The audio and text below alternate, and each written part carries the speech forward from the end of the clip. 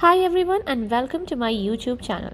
Please hit the subscribe button if you haven't already and the bell icon to get regular updates.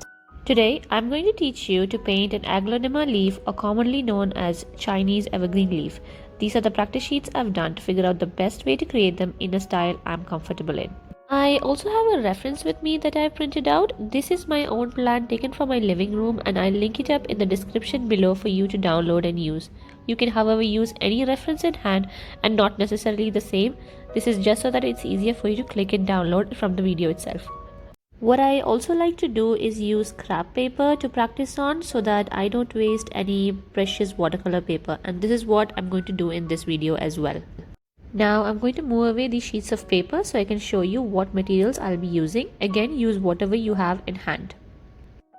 This is a porcelain plate where I've placed all the greens from my Mijello Mission palette inside, and I'm not really bothered about them mixing together because what happens is that almost always the colors that get mixed together surprise me and I like the interest that's created. You'll also see that I have a little bit of brown and yellows inside as well, and this is to help me complement the greens that I'll be using in any painting that I do. Now again, use whatever you have in hand, not necessarily the same thing that I have. Next, a jar of water to rinse your brushes in. This is murky but I'm only using green and nothing that requires any warm colors, so I'm okay with that. Otherwise you'll need to use clear water. And then obviously a watercolor brush to paint with. This is the silver black velvet number 8 brush, which I absolutely love. Now coming back to the palette situation, I just want to show you what I normally use. This is my go-to palette where I have all my colors placed in, but since today it's only greens, I'm going to use this. Now coming back to the painting, what I'm going to do now is get a paper and then place it on my table. Okay, so now I'm going to get started with this and let's see what you need to do. Now I'm going to try and replicate this leaf shape right here, and what I'm going to first do is I'm going to map out the shape of the leaf, the basic shape of the leaf. So for this I'm going to use a lighter color and I'm going to make it transparent as well because I need the top layers to be darker than that of the base layer. So for this I'm going to put in a bit of yellow along with the green, and you'll also see that I'm using less pigment and more water here. You'll also want to make sure that when this paint is on your sheet of paper, you don't want it to be soaking wet. Why I'm saying that it doesn't need to be soaking wet is because I do not want the paint that's over it to travel a lot, and I'll come back to that in a minute. If you see here, you'll notice that I've put a little bit of excess pigment there, so I've gone back in and made it lighter by using water. So now I'm getting the basic shape of the leaf done. Once I have all of it mapped out on my paper, I'm going to be painting over it with a darker color. And to take this darker color, what I'm going to do right now is you'll see that I'm doing the opposite of what I did the previous time. So I'm taking a lot of pigment, and what I'm doing right now is to see whether it has like resistance from my brush, and this is just to see whether it's going to travel more or not. By using the tip of my number 8 brush, I'm going to gently kiss the edge of the leaf, and here you'll see that the pigment is not traveling as much. One of the reasons is that the paper was damp, and the other reason is that the paint pigment was more than that of water. So it's going to travel a little bit and not much, and that's exactly what we want. You'll see that it started dry here already, so that's why you're going to get hard edges, but that's okay. Overall it's going to be fine. Coming to the middle vein, you're going to do the same thing, not touching everywhere and going up to the tip of the leaf. Now I'm just going to show you, this is the kind of shape that we want for the other veins, and for that again we're going to just take more pigment and gently get the shape in there. So you'll see that again I'm just touching it at various spots. It's going to blend with each other because it's a bit wet already, but you'll also get that kind of texture on it which we want because the original leaf has that kind of texture. And this is going to dry out and it's going to be blended out, and we're going to do another layer on top of it which is done after this is completely dry, just to enhance the texture. But for now I'm going to also do this so that it kind of creates a sort of depth to it. This is not necessary, but I like the effect that it creates by blending. Now again, this part of it initially had already started to get dry, so here you'll see that I've got the texture and I'm just moving my brush in such a way that I form the texture right there. Here again I'm going to go and do some other bits as well, what I feel is necessary.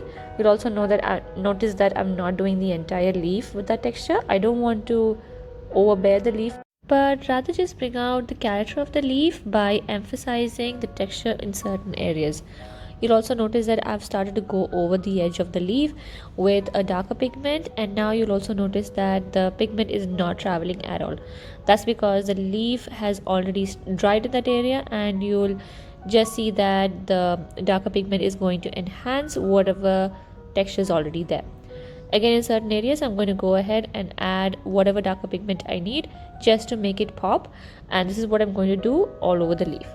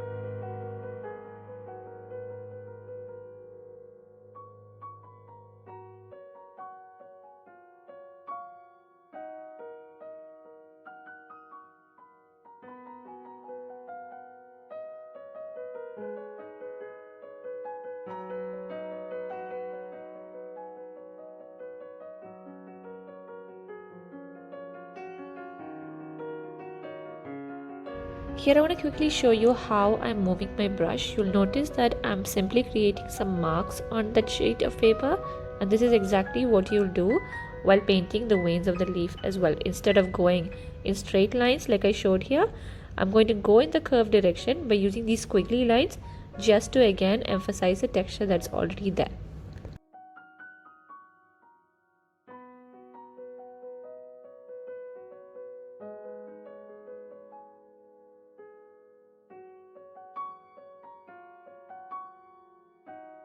And that's it. I'm going to stop right here, and I'm not going to do anything more to take away any of the texture and that focus that we've got right now. I think it has enough texture for us to recognize that it is a Chinese evergreen leaf, and I don't think it needs anything more, and I don't want it to be exactly the same as what I've seen in the reference. So I think I'm happy with this. Again, there is another way that you can do this, and this is what I'm going to do in a moment. What you can do is, in this I'm just going to show you a smaller leaf because I don't want to waste time creating the texture all over again. So here what I'm going to do is I'm going to let the painting go completely dry before I attempt to do any sort of texture over it. Now the reason why I'm doing that is that to show you the difference between what can be achieved with a little bit of blending on the base and then going over it with the layering, and how it's going to look when the layering is done directly on dry paper. Alright, so the leaf is completely dry now, and I'm going to go over it with a darker pigment, trying to achieve the same texture that we've gotten earlier. Again, the only difference here is that there's not going to be any blending that occurs, and that's because the painting is completely dry. I'm still going to use the kind of squiggly lines or mark making technique to get the kind of texture on it, but I find that when I do this I don't kind of get the depth that's created with the blending, and this is just personal preference. You may like this technique more than the other one, and it really depends on what sort of effect that you like in your paintings. There is no right and wrong way in doing art, and this is exactly the reason why I love painting, because at the end of the day it really depends on what you like as a person in creating art. But I just wanted to show you this effect as well, just so that you can see the difference in the two leaves that's created.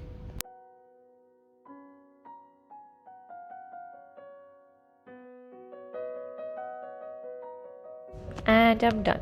So you will notice the difference between two of these leaves. again, it all boils down to personal preference. There's no right or wrong way of doing anything in art.